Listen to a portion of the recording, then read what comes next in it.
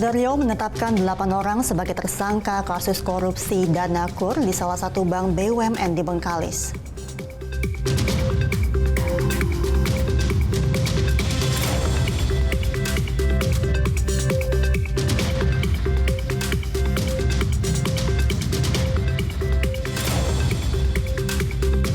Kapolri Jenderal Polisi Listio Sigit Prabowo mendapatkan penghargaan sebagai tokoh inklusi dan peduli terhadap kelompok rentan.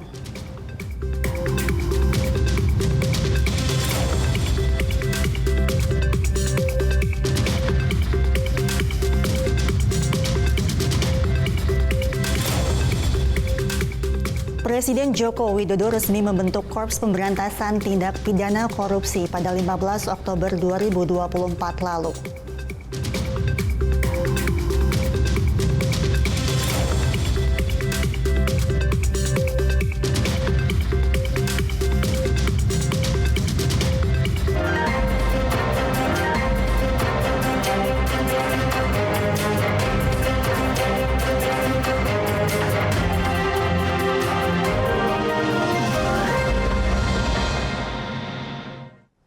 Selamat sore pemirsa, Presisi Utama kembali hadir edisi hari ini.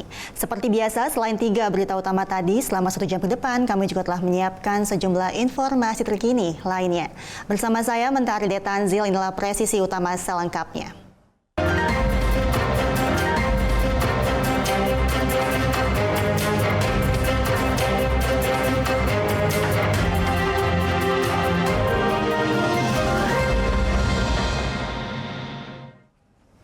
Ke informasi pertama, pemirsa, TNI Polri menggelar apel pasukan pengamanan tamu VVIP pelantikan Presiden dan Wakil Presiden di lapangan Silang Monas, Jakarta Pusat pada Jumat pagi. Sebanyak 15.000 personel gabungan Polri diterjunkan untuk mengamankan sebelum, selama, dan hingga proses pelantikan Presiden dan Wakil Presiden terpilih Prabowo Subianto Gibran Raka Buming Raka selesai. Aspek keamanan menjadi prioritas utama.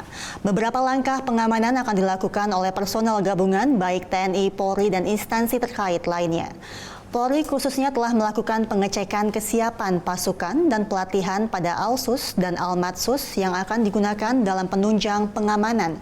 Selain itu juga telah disiapkan antisipasi titik-titik rawan dan keramaian hingga kesiapan pengamanan pada rute jalan yang akan digunakan.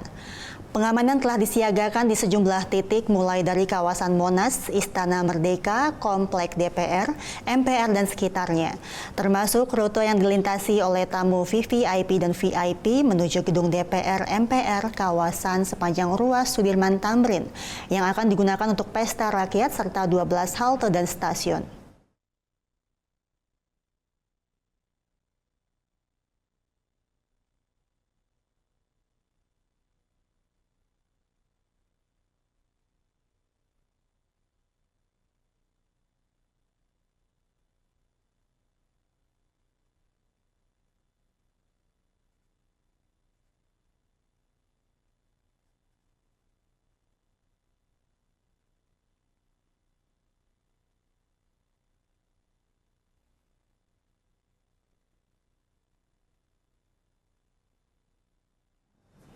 Pemirsa, menjelang sidang paripurna DPR MPR yang akan melantik Presiden dan Wakil Presiden baru, Polri mengerahkan 115.000 personel.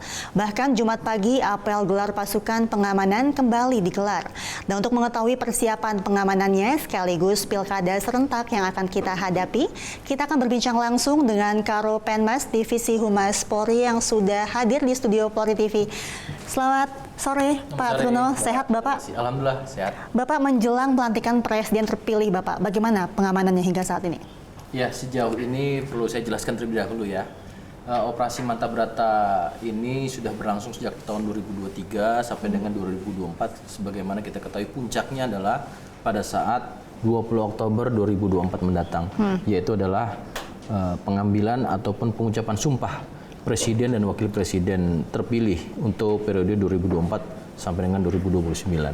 Tentu persiapan-persiapan dimulai dari tahapan-tahapan dan kemudian perencanaan yang matang dengan simulasi, TFG, dan segala prediksi terkait hakikat ancaman yang berpotensi mengganggu ketertiban dan keamanan, tentu ini sudah kita rasakan. Artinya situasi sampai dengan saat ini kondusif, dan tentunya ini adalah suatu upaya, langkah-langkah baik Polri, stakeholder terkait, ada TNI, pemerintah, termasuk juga di sini adalah seluruh elemen masyarakat. Untuk kesiapannya kemarin sekira tanggal 14 Oktober 2024 di Makobrimob, Bapak Presiden turut hadir, Bapak Presiden Republik Indonesia Bapak Jokowi, juga Bapak Menhan, dan juga hadir di situ adalah Kapolri, Panglima, dan Kepala Staf Angkatan dan pejabat utama Mabes Polri terkait dengan pengamanan apel kesiapan untuk pengucapan sumpah ataupun pelantikan Presiden dan Wakil Presiden terpilih. Sebanyak 16 batalion, kurang lebih ada 17 juga. Kemudian jumlah personil adalah 15.000 yang sudah tergelar, dan tentunya ini Kapolri, Bapak Jenderal Polisi Listio Sigit Prabowo tadi juga hadir pada apel gabungan dengan TNI, Bapak Panglima TNI dan Bapak Kapolri di Monas, meyakinkan bahwasannya besok kesiapan untuk memastikan keamanan pada saat terselenggaranya tahap pelantikan Presiden dan Wakil Presiden terpilih besok di DPR MPR. Ya, lalu bagaimana dengan pengamanan dalam operasi untuk pengamanan pilkada serentak, Bapak? Iya, tentunya ada dua ya yang dilakukan operasi kepolisian ya. Ada operasi Mantap Brata untuk pilkada sendiri, ini ada sandi operasinya adalah operasi Mantap Praja. Mantap Praja tentu asistensi dari Mabes Polri, Astama Ops selaku Karendal Ops sudah melakukan perencanaan-perencanaan, dan K-Ops-nya dari Kabaharkam itu juga sudah menyusun rencana-rencana dalam operasi Mantap Brata. Kemudian untuk operasi Mantap Praja untuk pilkada, ini para Kapolda di jajaran wilayah sampai dengan Kapolres di tingkat Polres sudah melakukan langkah-langkah di tingkat untuk pemilihan pilkada gubernur, wakil gubernur, bupati ataupun wali kota. Semua sudah melakukan serangkaian tindakan perencanaan. Artinya Bapak Kapolri juga menekankan terkait dengan cooling system. Selain upaya-upaya antisipasi dengan mengerahkan fungsi-fungsi kepolisian preemptif, preventif, penegakan hukum, dan didukung dengan fungsi-fungsi intelijen, juga melakukan langkah-langkah kegiatan cooling system dengan melibatkan seluruh tokoh ulama, tokoh masyarakat, dan tentunya para pasangan calon. Itu artinya sudah dikoordinasikan dengan baik begitu ya Pak ya? Betul. Lalu bagaimana tentang koordinasi lintas sektoral Bapak yang dilakukan oleh Polri? Polri dalam hal ini telah melakukan langkah-langkah upaya. Polri juga harus melakukan komunikasi, kemudian kedua koordinasi, dan juga berkolaborasi. Semua pekerjaan ini dalam menciptakan suatu upaya atau langkah yang kondusif tentu berdasarkan dengan adanya kolaborasi. Baik tadi saya sebutkan dari stakeholder, ada pemerintah, ada TNI, seluruh elemen masyarakat. Nah, tentunya ini bagian daripada partisipasi aktif juga seluruh elemen masyarakat untuk menciptakan situasi yang kondusif, tertib, dan tentunya ini menjaga nilai-nilai. Tentu Polri di sini adalah sebagai aspek keamanan untuk menjaga proses demokrasi dan juga dalam menjaga pembangunan tingkat nasional maupun di daerah. Ya, Bapak tentunya di era digital ini tidak hanya patroli di dunia nyata begitu. Hal apa saja yang ingin diantisipasi oleh Polri dalam patroli cybernya?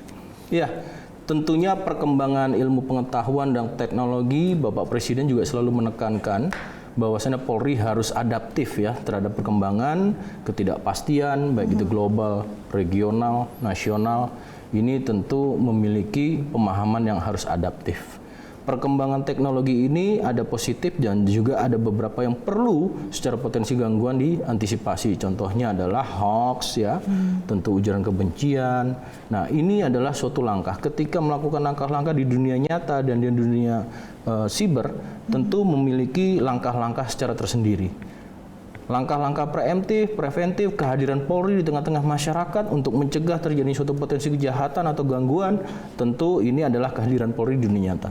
Tapi ketika bagaimana menjaga ruang-ruang siber ini, tentu Polri memberikan suatu cooling system, baik itu dengan literasi, pelibatan masyarakat atau komunitas dalam dunia siber, kemudian juga melakukan langkah-langkah imbauan dan juga bahkan melakukan patroli-patroli yang sifatnya berpotensi ini akan menjadi gangguan. Tentu kita akan lakukan langkah-langkah secara persuasif dan tentunya menghindari dari itu semua. Apabila terjadi gangguan tadi ada bagian penindakan ataupun penegakan hukum. Tentu ini adalah langkah paling terakhir. Ya, Pak Truno, Polri juga menjadi bagian dalam Sentra Gakumdu begitu ya. Lalu bagaimana koordinasinya dan apa peran Polri dalam Sentra Gakumdu ini? Ya, artinya Sentra Gakumdu kan gabungan penegakan hukum secara terpadu. Di situ ada Bawaslu, kemudian ada Polri, ada Kejaksaan. Karena kan pelanggaran pemilu ini kan pelanggaran yang diatur pada Undang-Undang Nomor 7 tahun 2017 ya.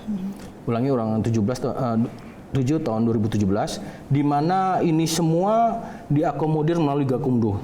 Leading sektor dalam pelaporan setiap kejahatan atau pelanggaran menurut undang-undang tersebut adalah ke Bawaslu. Karena ini ruang lingkup waktunya terbatas ya, 21 kali 24 jam Bawaslu setelah menerima sudah melakukan analisis, ditentukan apakah ini ada pelanggaran atau kejahatan. Kemudian ini akan diserahkan kepada Polri dan Polri memiliki waktu 14 hari.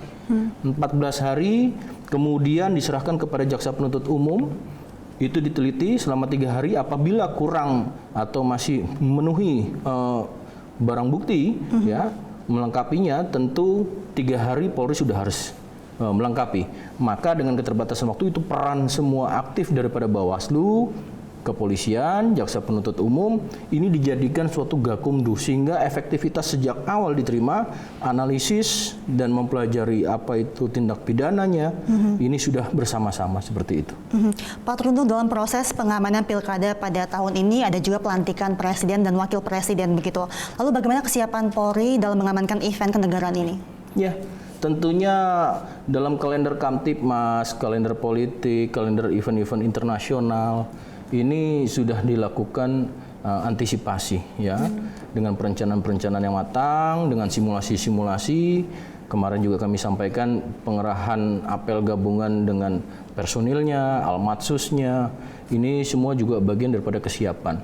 Untuk saat ini ada 2 ya dalam event yang ada operasi tadi Mantap Brata terkait dengan Pilpres, terus kemudian juga ada Pileg yang sudah, dan puncaknya nanti di tanggal 20, dan rangkaian ini juga di daerah masih ada operasi Mantap Praja terkait dengan Pilkada. Tentunya tadi seluruh gelaran personil Polri dengan maksudnya ini semua tidak terlepas juga dari kolaborasi. Maka dari itu kami bersama-sama dengan TNI, pemerintah daerah, dan seluruh elemen masyarakat, kesiapan-kesiapan 2 event ini kita harus betul-betul kawal bagaimana tertib, damai, cooling system, kemudian juga aman, sehingga demokrasi ini pada proses ini aman untuk menuju Indonesia Emas di tahun 2045. Baik Pak Truno, apakah ada imbauan Bapak kepada masyarakat terkait Pilkada serentak 2024? Ya, tentunya yang pertama kami mengucapkan terima kasih kepada seluruh masyarakat, elemen masyarakat, stakeholder yang telah bersama-sama Polri sejauh ini, baik itu ada pemerintah daerah, TNI, bergabung, berkolaborasi, menciptakan sesuatu keamanan yang kondusif. Ini diciptakan, ini upaya, bukan suatu hasil yang kita terima begitu saja, tapi ini upaya. Tentunya imbauan kami tetap menjaga situasi Kamtibmas, dan juga Polri akan terus berada di tengah-tengah masyarakat untuk memberikan perlindungan, pengayoman, dan pelayanan. Dan tentunya sekali lagi kami tetap banyak berharap bagaimana kolaborasi ini tetap terjaga, terutama adalah cooling system, di mana semua sama-sama menjaga situasi menjadi damai, menjadi adem, dan kemudian hasilnya adalah semuanya aman dan kondusif. Baik, semoga nanti pas pelantikan tiba, kondisi tetap kondusif begitu ya Pak. Terima kasih Karopenmas Divisi Humas Polri, Brigjen Pol Truno Yudo Wisnu Andiko telah bergabung bersama kami. Sehat selalu Bapak. Terima kasih Mbak. Pemirsa, kami akan segera kembali sejenak berikut ini.